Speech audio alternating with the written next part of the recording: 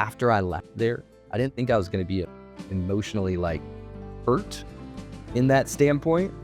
And when I got home, I'm like, there's something missing from me. What is missing? And I couldn't figure it out right away. And I had to sit on it. I had to write on it. I had to meditate on it. I'm like, what is this feeling? And I couldn't figure it out. And then it finally dawned on me. Welcome to the Curious Corner, where we unravel the stories behind our guests through the lens of curiosity. In this episode, I'm joined by Timothy Broaddus, an actor and content creator who competed as contestant 672 on Beast Games. Tim, thank you for agreeing to come on today. How you doing? Yo. What's up, Ben? How you doing, broski? You're a bossy boss. Thank you for having me. I'm doing great. Great to have you with us. For those listening, could you give a brief intro into who you are and what you do? Yes, I am a actor, gamer, content creator, and I was recently on Beast Games on Amazon Prime, number 672. You guys got to check it out. I'm very big into VFriends and Mr. Beast communities. So one thing that you'd know me is I love to spread positivity and give just good energy, good vibes. Also, I said this off stream beforehand, but I'm going to say it again because Tim deserves it. Tim is the type of person you just want to be in a room with because his energy is infectious and it's just like all round good vibes. So Thank you so much, bro. Right back at you, dude. Right back at you. I appreciate it. Okay, let's get into it. So, yeah, as you mentioned, I guess in your earlier stages of your career, working as an actor, back working in the film industry. I believe you were an assistant producer at one point as well. No, I've done acting, and then on the production side, first and second AD, unit production manager, location manager, and production assistant. Okay, so you got an array of roles. Back then, did you ever envision yourself becoming a content creator, or was it something that happened unexpectedly? Yeah, I think when I was age 5, I told my mom that I wanted to be an actor, and I've been pursuing it self gigs ever since then. So I kind of always knew that I wanted to be in front of the camera or behind the camera, whether it's directing, producing, editing, just creating. Ultimately, my vision and goal is to create my own film where I'm directing, writing, acting, etc. So did you always, had you always planned, obviously like you were acting, but then had you always planned that you were then going to like start YouTube and try be a content creator? Yeah, as soon as I thought it was an option, I was running it. You had MySpace, you had Vine, you had, all these third-party apps where you could go live stream.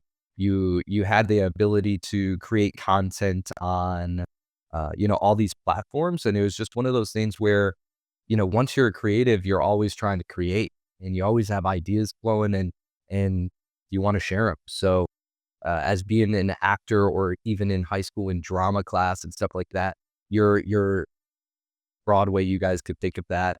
Whenever you're going on stage, you're performing. And I think it's a way to have something, a video on demand where somebody can always come to and be able to see it without having to just go out and see you perform on stage. So something that I've always been interested in. As soon as it was an idea or a concept, yes.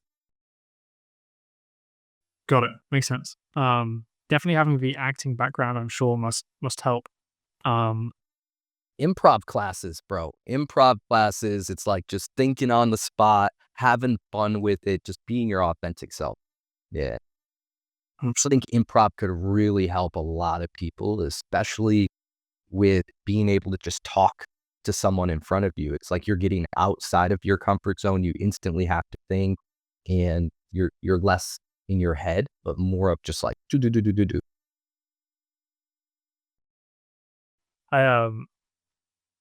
Yeah, I guess also that must come confidence. Like I remember when I was like researching you a little bit, and I'd see like you back in the day, like on your acting sets, and you're kind of like doing like a face cam and just be like, yo, we're like doing this shoot. And everyone else is just like tripped down, like hiding their faces. And you're just like confident and just on the camera. So yeah, I feel like that definitely translates over into the creation and live streaming world.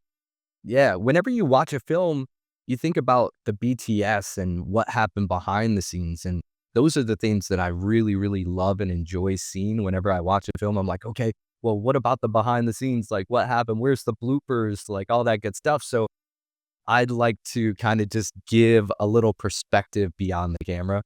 Sometimes I was able to capture that. Sometimes you're not able to. So That's cool. What's something you feel like you've learned earlier on in your career that has stuck with you? what is something that I learned early on in my career that stuck with me? Always smile. Always smile. I used to get in trouble for smiling. Everyone called me smiley. There's been so many different things, but every time I went into a workplace, I would always get told, like, you're going to lose that smile after a while. And I'm like, nah, that's not me. So early on, I just learned keep that smile because there's going to be people who are going to be like, at the end of the day, need that smile. They've lost it, and you can be that source.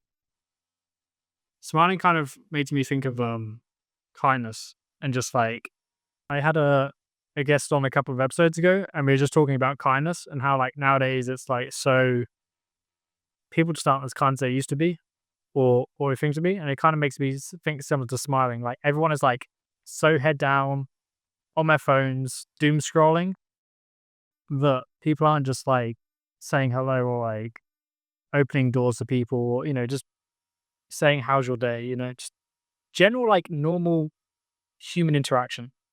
And therefore I think a smile goes a long way. Yeah, we got to spread it as much as possible, and I think it starts by being present. As you said, if you're locked in on your phone, how can you be present enough to spread that smile? So, Yeah. Okay, so these games, yes, 2,000 participants, 2000 multiple challenges. multiple challenges. We've got pulling boulders. We've got playing capture a flag. We've got the Hubes competing Yep. for $5 million. And at one point, you even competed for a $1.8 million island where you're hunted by the Navy SEALs, covering yourself head to toe in mud, laying there in the dirt. What was that experience like for you, man? Oh my goodness, dude. As you even did that build up right there, my heart just started going. My heart is just jumping, even thinking about the excitement. The journey of 2,000 individuals to fight for a spot just to be on Beast Games, to make it to that position, and then fight for the opportunity towards $5 million. And then in between that, have an opportunity to burst Navy SEALs while being on a private island. Like that was absolutely insane. The island was $1.8 million, and we had the opportunity to compete for that. Only 9 people. Like that is, it just blows my mind every time somebody talks about it. And then the reality of it kicks in and I'm like grounded. I'm like, dude, I did do that. Like, holy moly. Um, Very exciting. Very, very exciting. This is just the start of so much. And what I mean is community. I made so many connections and so many best friends from Beast Games. And now I have the ability to watch their journey. I have the ability to make more content with those individuals. I have the ability to be invested with what they're doing and they're more invested with what I'm doing. And I think it's like really cool. The one thing that I really took away from Beast Games was community. And I thought community was like one thing before because we have VFriends and I'm like, yo, VFriends is the best community I've ever seen in my life. I've never experienced anything like it. And if we did the same social experiment with VFriends and Beast Games, where you take every individual off of their phones and away from that spectrum, you'll have way more present individuals. And one thing that always kind of just hits home to me was when we were in the city. And when we're in the city, you had all your housing, like you had your bunker, well, not your bunker, you had your cabin. And at any point you had food. At any point you had water. You could use the bathroom. You have everything you could possibly imagine in one place where you don't have to think of anything else. So you were able to thrive on your creative side and your social side. And because nobody's checking their phone every 2 seconds, were able to build such a deeper connection. And I think after leaving there, I didn't think that nothing like, I'm a very well emotional individual, and I can kinda keep my emotions in check for the most part, besides empathy and compassion. When I see people going through things, I feel all their feelings, and sometimes I get very emotional with, I'll get teary-eyed for somebody going through, losing a family member or losing a dog or having a connective moment with their parents where, the parent wasn't really responsive and then becomes responsive and learns a lesson. And like a lot of things get me emotional on that sense. So from these games, community was my biggest learning lesson, that it is something you can't live without. Because after I left there, I didn't think I was going to be emotionally like hurt in that standpoint. And when I got home, I'm like, there's something missing from me. What is missing? And I couldn't figure it out right away. And I had to sit on it. I had to write on it. I had to meditate on it. I'm like, what is this feeling? And I couldn't figure it out. And then it finally dawned on me. It's the community. I'm missing my family. I'm missing everybody who I connected with. And to this day, I would do anything to just be put back into that situation.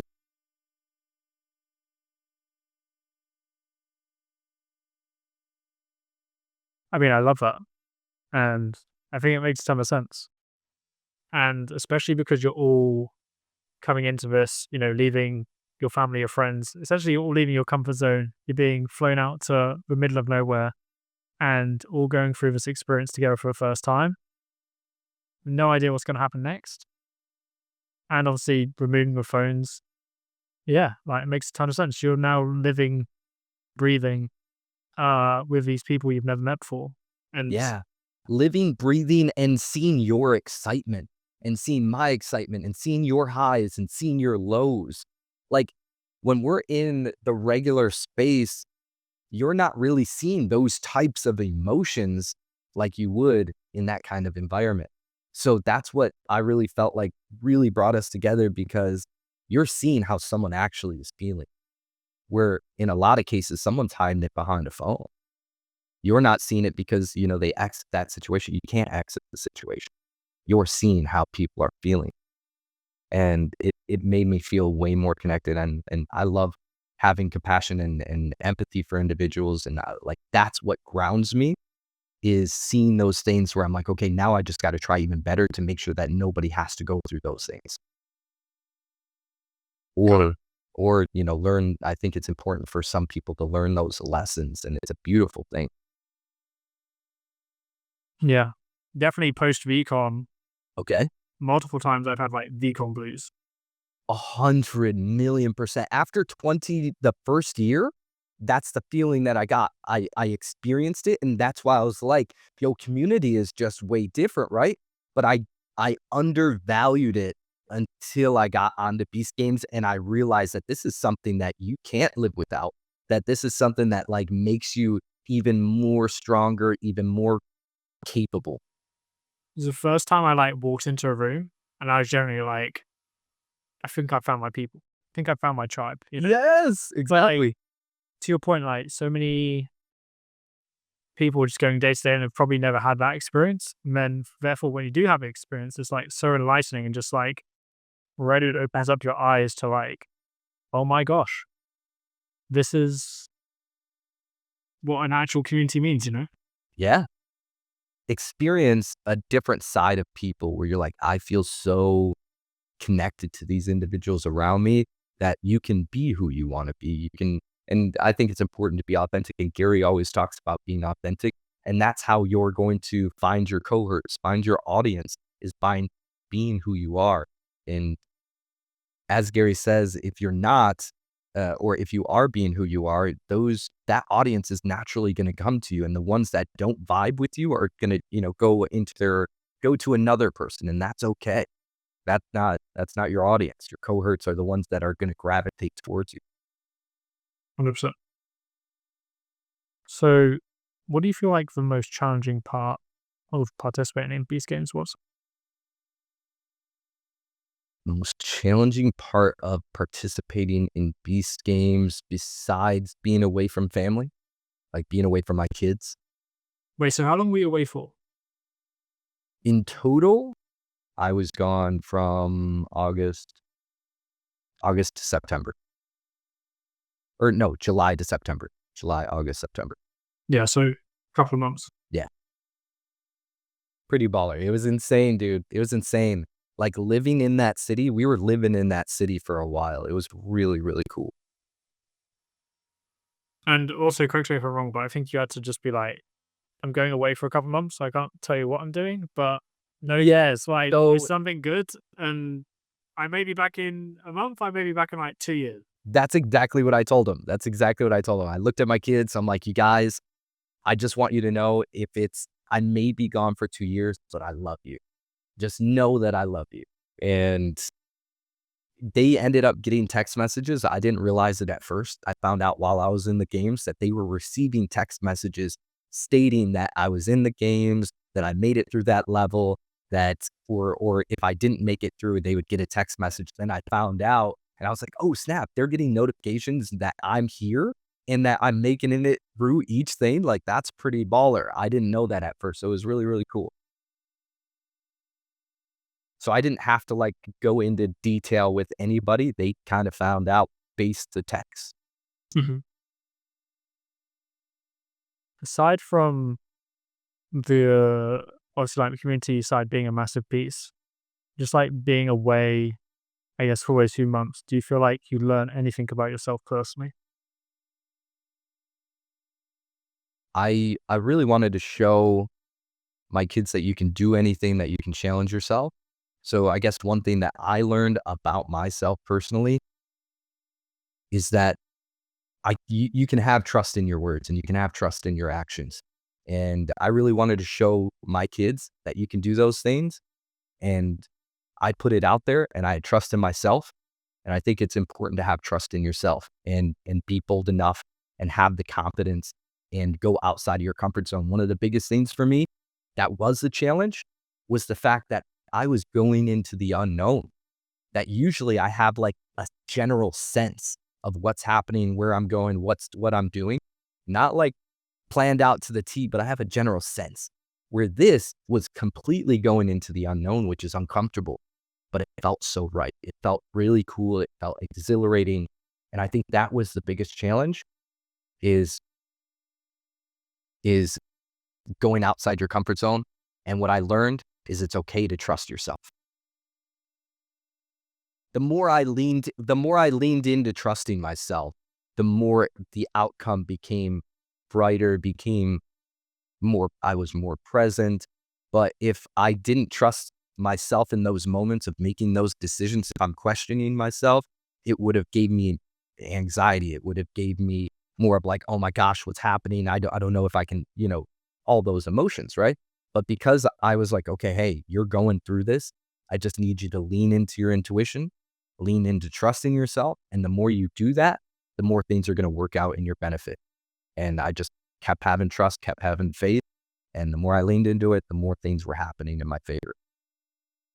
Got it. And was it also an element where it's like, as you said, like proving to your kids that if you put your mind to something, you can do it? Like, if you say you're going to do it, then you're going to follow through with it with your actions. Correct.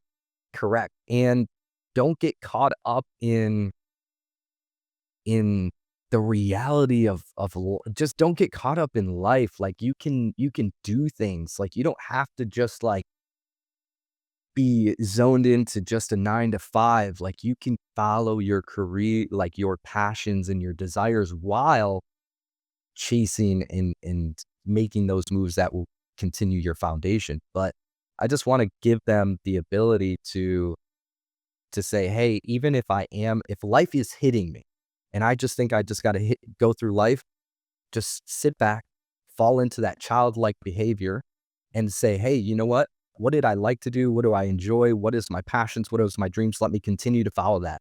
And if a 9 to 5 is affecting you, find a way to leverage it. Like, is this, if you have to do a 9 to 5, right? Am I doing a 9 to 5 that is positioning me to where I want to be?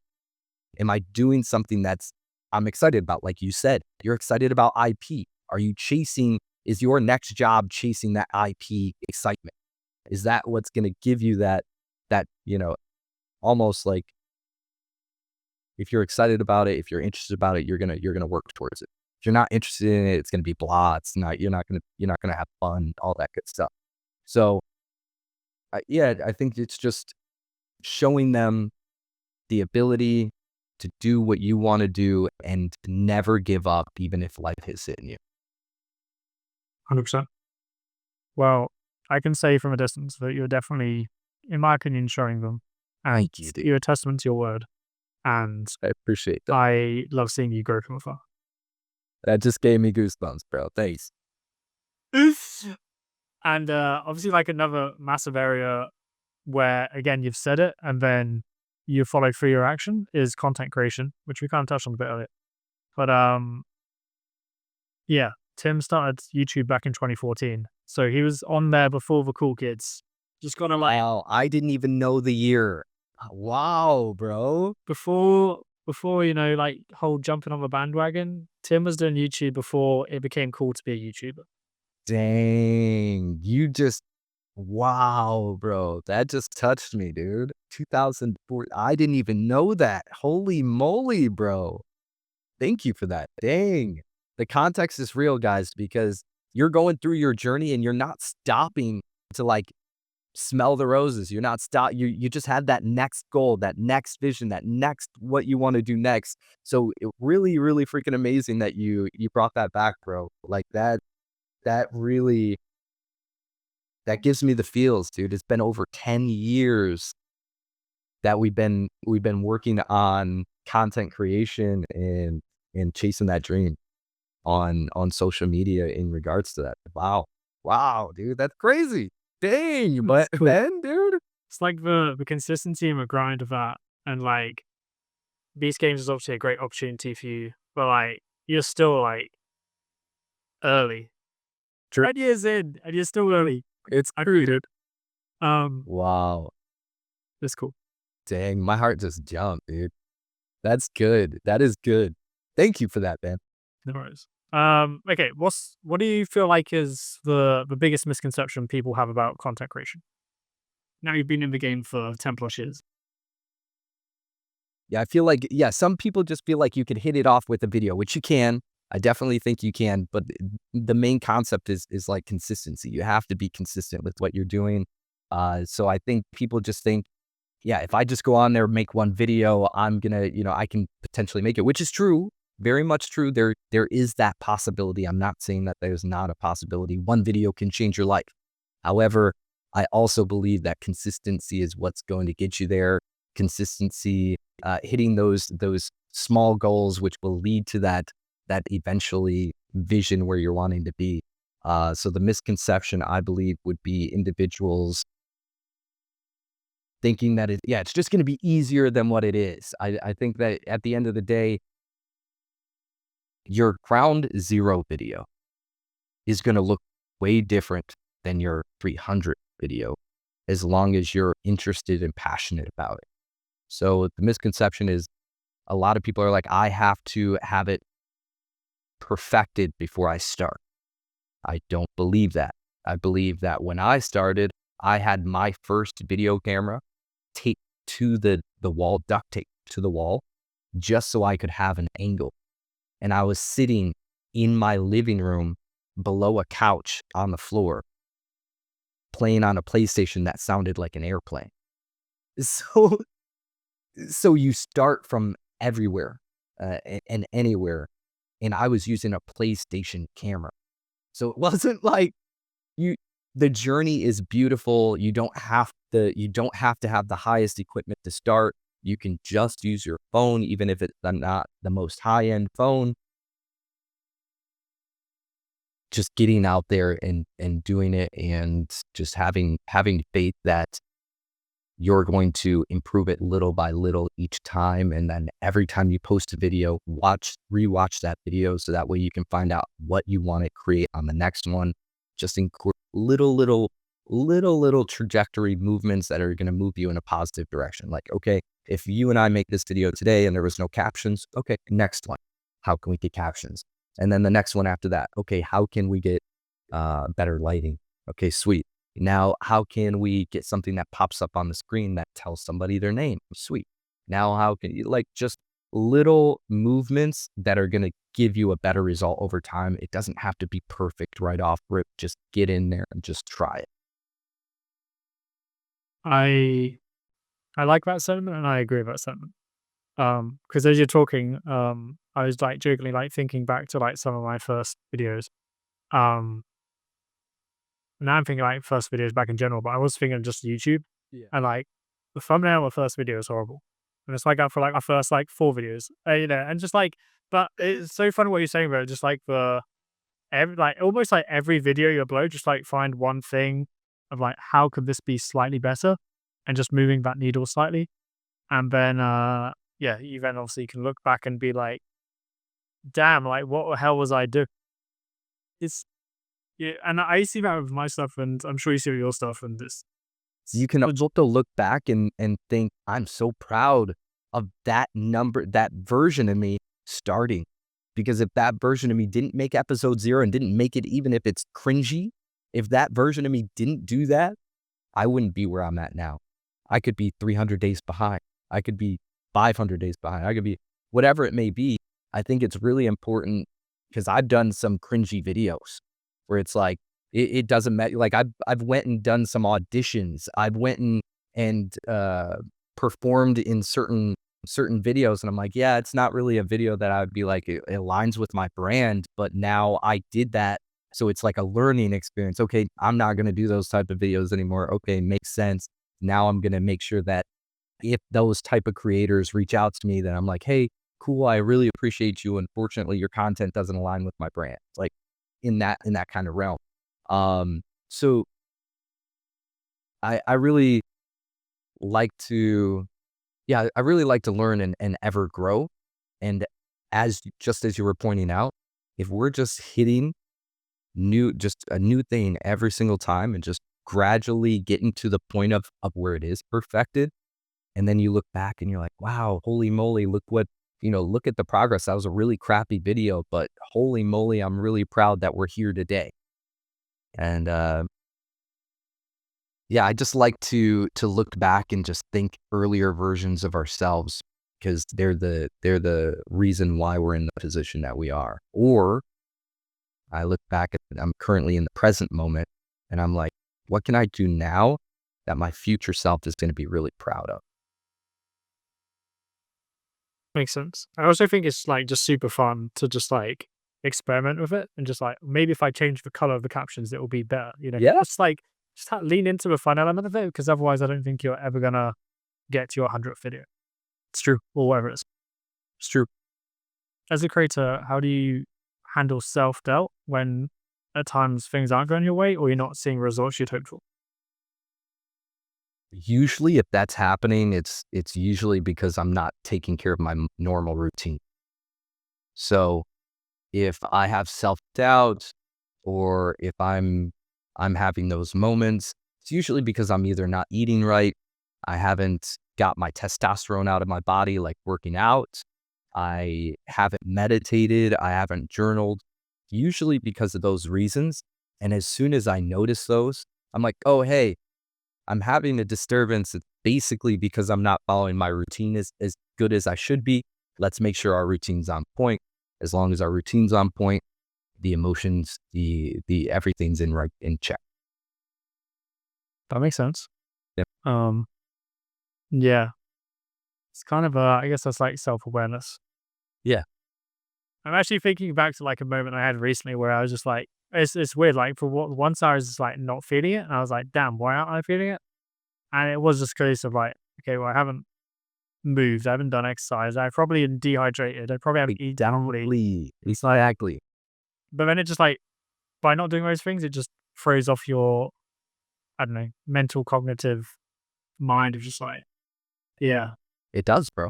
It absolutely does. I couldn't agree more with you. yeah. What advice would you give to listeners who themselves want to become a content creator? Cool. Awesome. So the advice that I would give to individuals who want to be a content creator, I would I would start by writing down what you want to do. Uh, find out what your vision is. Where do you want to be? And once you know like where you want to be, then you reverse engineer from there and you kind of find mini goals that will lead you to that destination. And I would recommend following individuals who are in that niche so you can find out what's trending, you can find out what they're doing, and you can learn from them so that way you can be just as more advanced. As Mr. Beast says, if you surround yourself with 5 individuals on a weekly basis, you're growing 5 times faster. So find 5 creators that are doing exactly what you want to be doing and learn from them on a weekly basis. And it's going to enhance you 5 times faster on a weekly basis. Yeah, I like that.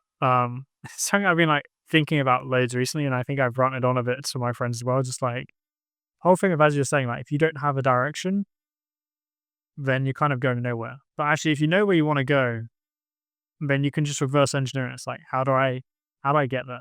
Yeah, exactly. And also, as you're saying, just surrounding yourself with those people. Mhm. I know I've personally found just like if I hang around with creative people, I'm naturally going to feel more creative. Yeah. Plus, also, if I see them posting content or them live streaming, like, then it's almost like pointing a mirror at me as like, okay, well, they're posting their content. I need to be posting because, like accountability. Okay. Interesting. Yeah. So as you see these individuals following their dreams and following what their passions and desires are, it's an admirable moment. It's an admirable moment of like, yo, look at your consistency. I like that. You guys are doing good out there. That shows and motivates me to be more consistent. And you're absolutely right. When I see my fellow individuals, creators, individuals who's never started, individuals who want to start, it gives me that extra oomph to be like, how can I help you? What can I do to help you on that journey? And it motivates me to be like, okay, we have this next up and coming creator. What are they going to do? There's endless possibilities. What are you going to create? There's so many different niches. So it's really cool that the motivator is looking around and seeing people do it. And the motivator is how can I help those individuals do it? I agree, 100%. How have the relationships you have made along the way impacted your journey so far? And what do you believe is essential to building meaningful relationships? To me, being well connected is super, super essential to anybody's success.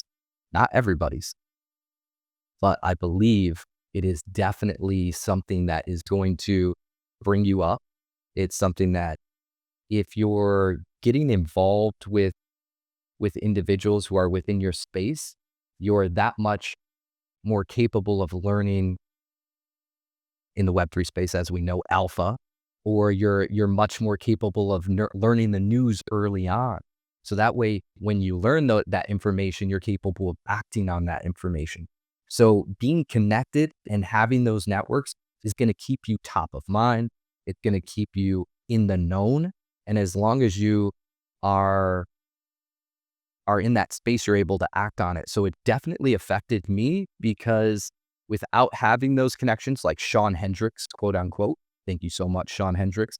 If I didn't have the connection with Sean Hendricks and I didn't build that for 2 years on LinkedIn, I probably would have not been able to be top of mind and in the know.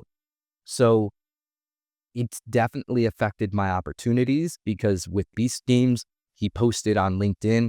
I replied instantaneously with my audition in the forum, which gave me an opportunity offer. There was 188,000 people before they cut off auditions. So because I was able to do it right off rip, I was at that front of the line, which gave me a better chance. So what I would like to do is position and help other people be top of mind and be able to be in the known so that way they can make it to season 2.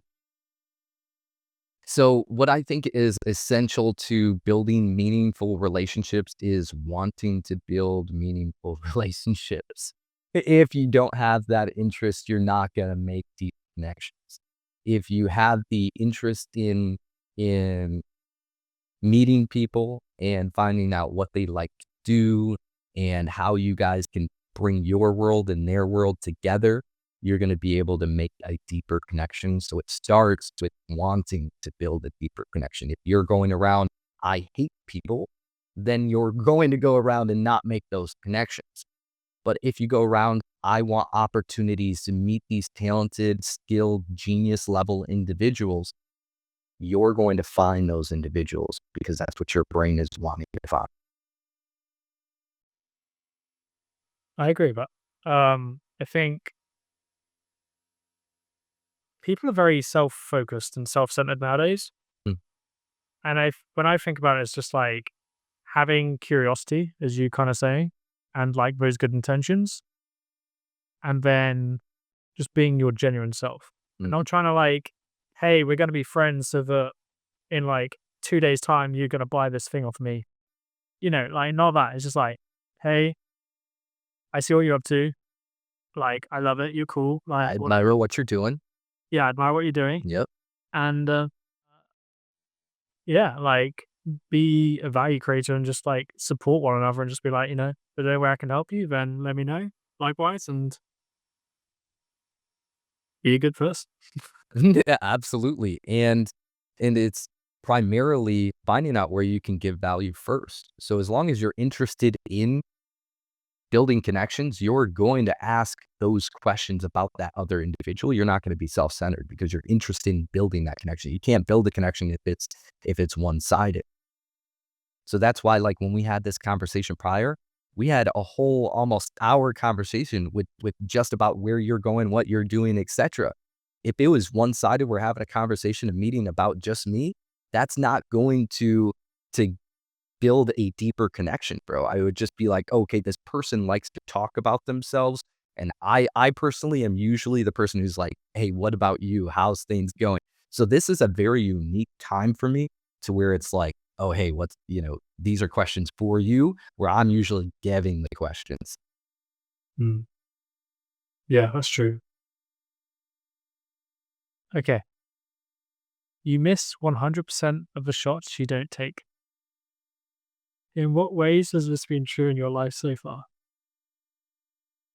So I live by a motto that the worst thing anybody can tell you is no, which then also applies to that standard of you miss 100 shots you don't take. The worst thing anybody can say is no. So always ask them, always find out another opportunity. So, and if somebody says no, it's the fastest way to a yes. I learned that as well. So once somebody says no, then it's like, okay, cool. You got the no out of the way. Let's work on the yes now. Um, so 100% of the shots you don't take, it's like, dude, if you have a dream and a passion and an opportunity comes up and you don't follow that opportunity, now you're going to have regret. So that regret is going to weigh on you just like that shot you didn't take. That shot you didn't take also gives you a little bit of regret. So it's like not only didn't you give something away and get something, you're now taking on an additional weight. So I would urge anybody who's watching to take 100% of the shots because not all of them are going to make it, but it's a law of numbers. The more you put out there, the more you'll receive. If it's, let's say it's 1,000 people you have to reach out to and only 10% get back to you, law of numbers, you might have heard those no's, but you got a yes, and that's all that matters. So continue to take those shots. You never know what shot's going to hit, and just be consistent. Consistency is going to land you more shots. 100%. Keep showing up. And yeah, like 99% of the time, a no isn't a permanent no. Correct. I've always like, well, I say always, that's a lie. I saw something before and it was like saying how a no is never a no, it's more of a just now is not the right time. Correct. Yeah, and it could be That maybe, helps with the rejection because it takes the weight out of it. yeah, and you don't have the expectation. You just have the that you're taking a shot, and if it fails, and it can, you just learn from it. It's like, okay, hey, they gave me this information. They're not ready. Okay, what information can I pull from them that will allow me to know when they're gonna be ready, or how can I position it in a way that makes them realize that they're actually ready? They just didn't know that they were.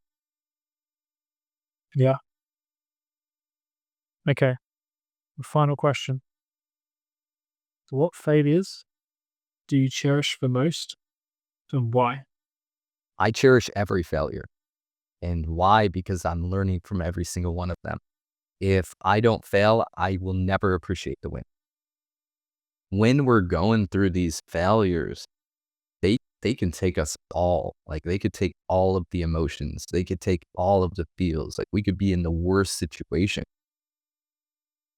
But if we power through with resilience and grit, then the outcome is going to be bigger and better than what we see, because we're just taking those challenges head on,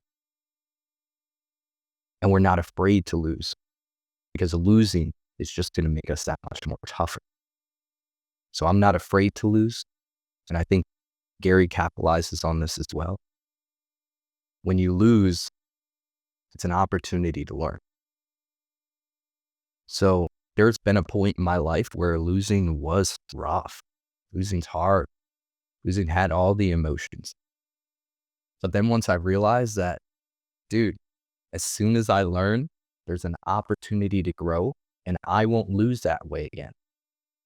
For instance, Beast Games, how I shock put the heck out of that coconut, right? I lost in that way, right? And right after that, I got home and I started playing bocce ball. And I feel as if I'm going to be good enough to not lose in that way. I've learned enough to where I believe I'm not going to lose in that way again. However, it's just one of those opportunities that it clicked. I'm like, okay, I lost this way. How can I get better? This is how I can get better. Let me practice at that.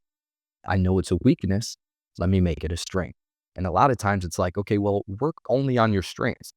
I agree. Work on your strengths. And when you're having that moment where you know you're capable, work on those individual weaknesses to make them a stronger strength. So when I play bocce ball again, whether it's in Beast Games or another competition of any sorts, I believe I'll be fine in bocce ball. Don't quote me on that. I think I think that's a great perspective to have. And the whole mentality of just like failing fast versus like being constant fear of failure and being paralyzed by that fear. Because by the time it's kind of like you could either decide to just be like in a state of fear for like, say, the next 5 years and not do the thing that you've been really deep down wanting to do because you're scared or whatever, some kind of fear. Versus like if you just done it in the first place and then just like embrace failure, fail fast, and then by the time the other person has decided, right now I'm going to do it, you've already gone through the 100 failures, the 100 lessons, and got that experience and know what you're doing. Correct. That is exactly right. Like one of the things on Beast Games that actually had me in almost like in a afraid moment. Not even afraid, but like one of those moments of like, dude, this is not kind of the situation that I thought was going to happen, but I'm all in for it. Is we were on the island, and right before we start filming, etc. Kelly, she's a doll, she's awesome, she's amazing. She says, "I just seen a boa," and in my mind, as a kid, I got chased down by 3 different types of snakes.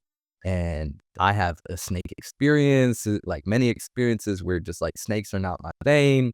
And I'm down to get over the fear. However, in this moment, she says she's seen a boa. I'm like, oh my gosh. Oh, like holy moly. And then the second thing, like instantly I was like, oh, freaked out for a second, probably about 3 seconds in total. And then instantly it clicked where I was like, and it's okay. Like we're gonna go into here. We're gonna give all fear off the table, and we're just gonna run this. And if a snake comes by, you're gonna stay still. If it crawls over your face, you're gonna stay still. If it bites you, you're gonna stay still.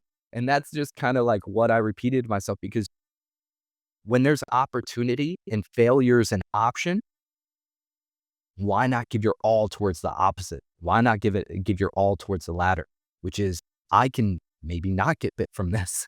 I can potentially win $1.8 million. And if I have a snake bite, that's okay. Because you won that. But also, even if you didn't and you did get bit, it's like, what an experience. What an experience. And then what if it turned out beautiful, whereas like a snake did come up to you and it totally was peaceful, and maybe the snakes in the past didn't want to bite you, which they did. But what if they did it? Like, so there's a whole traumatizing moment to that. But things did crawl across me, and I did stay still. And things were burning, and I did stay still. And it was one of those moments of like, I'm so grateful to be in this moment that it doesn't matter. That makes those moments outweigh the failure, or the cost of the failure, or the thought that failure is going to be too much. It's like, it's all good. Let's go through this. And if it happens, it happens, but I'm going to give my all towards the lad. Got it. Okay. I think we'll end things there. Let's go. Ben, thank you so much for having me. You're a bossy boss to the max, bro. I really appreciate you. I can't wait to see you, hopefully, on season 2, as long as you're down. I think it would be pretty baller. I can't make any promises. However, I can definitely tell you that I'm going to be posting as soon as it comes available. And anybody who wants to be able to partake, make sure that you're up to the news, up to the trends, following those individuals, so that way you are getting notified as soon as it happens. There you go. Okay, we'll see. We'll see what happens. Never say never. Never say never. Okay, Tim, thank you for coming on today and for being a great guest and for the conversation. For anyone listening, if you want to follow Tim's journey more closely, all the links to the socials will be in the description. And yeah, check out his live streams as well, because as he said, he's very consistent and he's super entertaining to watch. So Thank you so Tim, much, thank bro. you once again. Ow! Thanks for tuning in. If you haven't already, please make sure to follow us, to leave a review, and to connect with us on our socials.